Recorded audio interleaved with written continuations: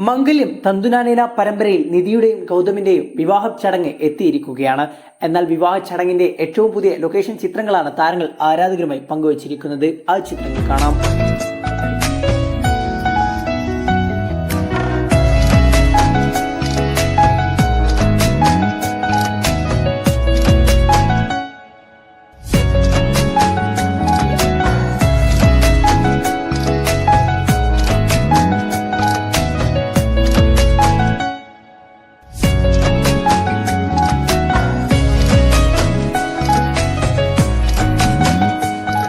പല തവണയും ഗൗതമും നിധിയും വിവാഹത്തിന് ഒരുങ്ങുമ്പോൾ എന്തെങ്കിലും പ്രശ്നം കൊണ്ട് ആ വിവാഹം മുടങ്ങാറാണ് പതിവ്. പ്രേക്ഷകർക്ക് ഇതൊരു പതിവായി.